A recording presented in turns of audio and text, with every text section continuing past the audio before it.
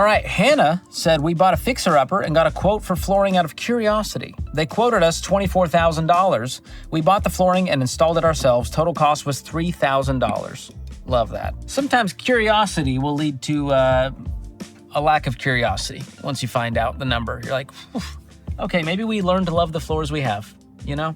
Is that an option? But buying it yourself and installing it yourself, that is a decent hack if you have the time and know-how. Now, flooring, it's painstaking. Just like ripping out the current flooring, getting it ready for the new flooring, that is the most time-consuming part, on top of then, laying it all down perfectly. All right. George KAMEL dives into DIY projects that promise to save you money, but some of them can turn into expensive disasters fast. George KAMEL breaks down the biggest mistakes, hidden costs, and money traps most homeowners never see coming. The myths get exposed as well as the advice getting practical, and this becomes a must-watch financial reality check. Breaking it down on Debt Disaster Daily, subscribe for more financial chaos and truths. Let's jump in. What's a DIY that saved you more money than you expected? That's not rhetorical. It's the question I posed to my Facebook audience. And boy, oh boy, did those 850,000 boomers show up in force. So today we're going to go through my favorite comments out of 749 and 5 shares, mind you, and evaluate their handy-dandiness by playing a little game I like to call DIY or Don't Even Try. Thought that was pretty clever. And something you should try, delete me, who makes this channel possible for viewers like you. Let's get to the comments. Ryan said, oil changes. I changed my oil for less than $40 and was being charged $110, saving $70 each oil change. All right, I don't know how often people get their oil changed. Is it like 2 or 3 times a year? It's 3 or 4 times a year. The reason why, because some people like to travel all year round, or some people have to travel for business or work. So it's likely that they burn those tires, burn that gas, as well as burning that precious oil that needs to be changed basically every season. You guys tell me. 3 to 4 times a year, depending on how much you drive, of course. So yeah, $70 each oil change. That could be upwards of $280 a year you could save. Big question here, and this is a hot take. I don't think it's worth changing your own oil unless you're a car guy and you enjoy it. Because here's the thing, you got to get up under the car, which you need the right tools for. That can be dangerous. Then you got to make sure you don't screw it up, because even when I've got an oil change, they messed up the threading, and then it cost me to fix what they messed up. And you got to recycle the oil, and it can make a big mess, and you don't want that in your driveway or your garage. And so I would prefer just to pay for it. I'm not a mechanic. And yes, you can buy the oil slightly cheaper, and the dealerships they'll hang you out to dry with what they charge. But if you find a good, a good shop that'll do it cheaply, or one of these fast lube kind of places that you trust, I'd rather do it there. One man's take. Okay, next up we got Dana. She said, cooking for my 105-pound German Shepherd. Way cheaper than purchasing dog food, and he loves it. Photo for cuteness. Let's inspect this photo. Yeah, it's cute. Also, concerned, is that a beer in a koozie that he's protecting? Drinking? Can a German Shepherd drink out of a can? That's the question. If he could actually, lift it with his paws and drink it. Although this is kind of how Trump looks like when he drinks things, so.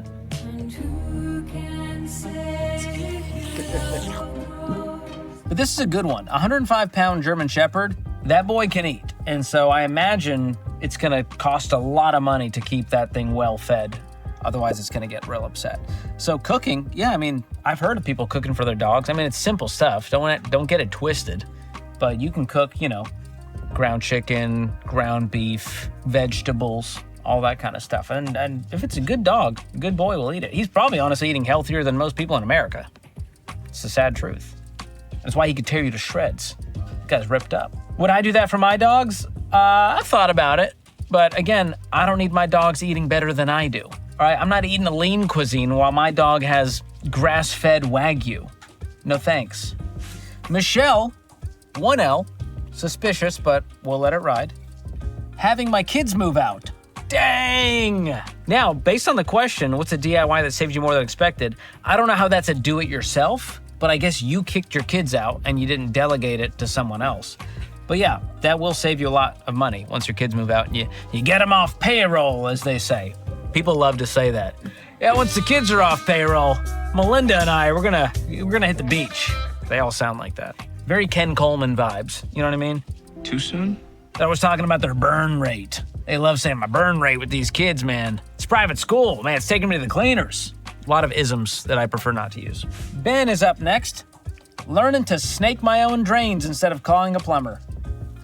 That took me a second, because that felt like an offensive thing. Like, go snake your own drain. Get out of here. But no, he literally, that's what it's called. Officially, the plumbing term is you snake a drain, which I don't love, but because snakes can live in drains. You know what I mean? Learning to snake my instead of calling a plumber. That's a good one, because there are some DIY things, I've seen the as seen on TV type products where you can like fish it down there and get the clog out. But for most things, I think it's a good start. You can, go to your Lowe's or Home Depot or Amazon and pick something up to attempt to unclog it first before you call a plumber. And this happened to me with a toilet. Had a friend over the house, clogged the toilet, couldn't get it unclogged. I called the plumber. He showed up in literally 3 minutes, in and out. He used a tool, I think it's called an auger. Don't quote me on that. A-U-G-E-R, auger. I've always wanted to be at a spelling bee. And then I went and bought the tool because I paid him $125 for his service fee to come out there for 3 minutes of his time. 3. You do the math on the hourly rate. It's why the trades are crushing it right now. So I went and bought it and haven't had to use it yet, but I'm excited for the day. I go, you know what? I'm about to pay myself $125 for unclogging this toilet. Next up, we've got Cat. Library card. Full stop. Putting things on hold online has the same emotional satisfaction as online shopping, plus there's books. That should be a library's tagline. Now with more books. Sold me. I do like that. If you think about the dopamine hit of like adding to cart, putting something on hold online, which truthfully, didn't know you could do. Makes sense that libraries now have that kind of technology, but I just never thought like, hey, let me log on to the library website and put George Kamel's Breaking Free from Broke on hold, now available at your public library. I do love this hack, and I love this more because I'm a digital guy. You download an app like Libby.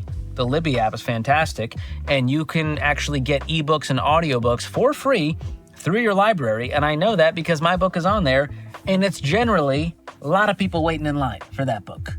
Big wait.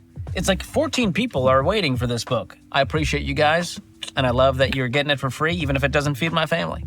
I'm okay with that. I respect it. All right, here's what John had to say. Delivering my kids myself instead of taking my wife to the hospital. I hope you're a medical professional. What are you doing? I mean, was there a doula there, a midwife, something? Like, what if something goes wrong? That'd be real scary. Very risky. Would not recommend at home, which is where this birth happened. I got nothing but respect for the home birth people. It's just something I couldn't do. All right, I need to have a lot of people around to make sure that I don't screw this up. I'm not a doctor. But yeah, you're thinking, how can a baby be birthed in a tub? Well, they're already in a womb, a uterus, if you will. So you're like, how are they gonna breathe in the water? Don't ask me, I'm not a doctor. And that's why I go to hospitals. DIY your own children? That's wild, dude. I will say the cost savings, if you're just looking at apples to apples, dollar for dollar, pound for pound, yeah, you will save a whole lot of money if you don't go to a hospital. But you still got, there's a lot of bills, just the OBGYN, all of those bills ramping up to it. But good for you, John. Hope that baby is alive and well. Erica said, built a new home and the builder wanted $8,000 for custom pantry shelves. My husband did it for $750 and it looks professional. Thanks, YouTube. People don't thank YouTube enough. So you know what? Thanks, YouTube, for making content like this possible. Hit subscribe, or else you hate your grandmother. This is a good one. The caveat is, like we saw earlier, are you going to need a divorce attorney if this doesn't go well? Clearly, this man is pretty handy to where he even signed up and went, you know what? I'll do it. And nothing will make a man more likely to do a home project than getting a giant quote. Going, you know what? I could probably figure it out. Yeah. Appreciate the quote, though. I'm trying to think about pantry shelves. That one feels like if you knew what you were doing, you knew how to find the studs, I think you could do that one on your own. My wife found a stud. Didn't even use a stud finder. That doesn't compute. Next up in DIY wins, Barbara said, learning to cut my 3 sons and my husband's hair. Look at that. That's a lot of haircuts, Barb. I mean, you're talking, I don't know how often they get their hair cut, but like every day you got another person going, Mom, it's time. And let me just say this. When people say I cut my own hair or my wife cuts my hair, we already know. We can tell. Now, rarely, I do meet some guys that are like, hey, I cut my own hair because it's a buzz cut or it's pretty much shaved or bald. But this can't be done by moi. And I'm not going to put my wife through that. You know what I mean? Because if she screws up, now I'm mad at her. And it's going to take a long time for that hair to grow back enough to fix. So, measure twice, cut once. Or I guess take a course. And maybe you can start your own business. How about that? That's what I say. But yeah, that's a huge hack because I know how much I spend on haircuts. So I can't imagine 4 guys getting haircuts for the rest of their lives. But what are they going to do when they're out of the house, Barb? Now then, you're not going to travel with them to be their hairstylist. But a good hack nonetheless. Amanda said Panera Sip Club, $12 a month for coffee every day. Parentheses. Love a parenthetical. Not enough of that on Facebook. I know that brewing at home is probably cheaper, but I have an hour commute in the morning, so this makes it bearable and darn near free. I appreciate that. Very restrained use of language there, Amanda. I gotta say, I have been a part of the Panera Sip Club. Not to toot my own horn, but I do have $12. And I did find it was worth it if I was going to Panera often enough. And honestly, they had a lot of promos. I think they still do this kind of stuff where it's like, hey, it's free for the next 30 days. Or hey, for the first 3 months, it's only $5. And Yeah, Panera bread can be good sometimes, but not that good. Not every day. Hell no. I'm good. I'd rather brew my own coffee at that point. I went, yeah, if I go twice, I've already made my money back. And I do think Panera, while being mediocre hospital food in today's day and age, does have some decent coffee compared to a lot of other fast casual establishments. And they also have those crazy caffeinated drinks that apparently are killing people. Google it, not my words, internet. But I think the Panera Sip Club and things like this can be worth it. Because you think $12 a month, if you're going to Starbucks twice in a month, you'll be better off just doing Panera Sip Club. I think it's a win. Amanda, good for you. For an hour commute, goodness gracious, that's a lot of time in the car. I mean, do you have a catheter? Like, how do you not go to the bathroom drinking that much coffee over an hour commute? Don't want to know, Amanda. It's your business. You know what is my business, though? Helping you stop overpaying for stuff, including your phone plan. And that's why... or your local coffee shop. And I'm pretty much a fan of anything these guys make because it's high quality and built to last. Think grandma's furniture, but way more comfortable and without the plastic slip covers. And right now, you can get up to 20% off by going to cozyearth.com/George and use promo code George at checkout. Back to the content. All right, Hannah said we bought a fixer-upper and got a quote for flooring out of curiosity. They quoted us $24,000. We bought the flooring and installed it ourselves. Total cost was $3,000. Love that. Sometimes curiosity will lead to a lack of curiosity once you find out the number. You're like, okay, maybe we learn to love the floors we have, you know? Is that an option? But buying it yourself and installing it yourself, that is a decent hack if you have the time and know-how. Now, flooring, it's painstaking. Just ripping out the current flooring, getting it ready for the new flooring, that is the most time-consuming part, on top of then, laying it all down perfectly. Now, some of these new ones I think are more DIY-friendly, where they kind of snap into place. But my brother and I did this one time. My parents went to Australia, and we decided to surprise them because they were coming back from their anniversary trip. What if we had all new flooring instead of our pink shag carpet that we had since we were kids? So we ripped it all out over the course of a weekend, and we ended up needing to call in some help from friends because it was a pain. And I still don't think we installed it right. So if you own that house now, we're sorry for the flooring. Tony said, therapy, LOL. I don't need to pay someone with more issue than me to tell me all about my issues. Go for a walk and breathe. I don't agree with this one. I'm going to wholesale disagree with Tony that you don't need to pay someone with more issues than me. Who says therapists? Everyone's got their issues, right? But therapists have the right tools, the right ears to help you see something that you can't see and then give you the tools to deal with it. And yes, you should go for a walk and breathe. I think that's also good advice. I don't think they're mutually exclusive. Bet Tony wrote this on a walk while breathing. Wouldn't put it past her to breathe. Yeah, brother. I mean, not every therapist is the same, too. You don't even know which one's doing the actual work to help. You don't know who's actually trying to help people or who are the ones who just want the paycheck. You can't even tell. Sometimes you can, but sometimes you cannot. So it's like, why bother? Why bother at that point? That's just me, though. Monica said, buying a big chuck roll from Sam's Club, then slicing it for several pieces of meat emoji. Way cheaper than buying them individually. Smirk face. You know what I should do? I should do a whole video where I attempt every single emoji. That's a face. I don't know how I'm going to do aerial tramway. If you know, you know. Aerial tramway! I have heard this. I've seen videos of this at Costco where you can buy, I think they call it like a log, a roll. It looks fairly disgusting, mind you, because it's just this much in a tube. It's a tube is what I think it's called at Costco. And it does save you a lot of money because it's a good price. You're getting it wholesale. You're getting a whole lot of meat. Therefore, it's cheaper per pound. So if you can slice it up, put it in bags, freeze it, save it for later, you will never have to buy meat for the next 6 months or a year, depending on how much you're buying. So I agree with this one. This is a good hack. I haven't dared to try it because then I'm like, whoa, that's a lot. That's a lot. It's a lot of red meat for a little guy. Angela, I knew this was coming. Does breastfeeding count?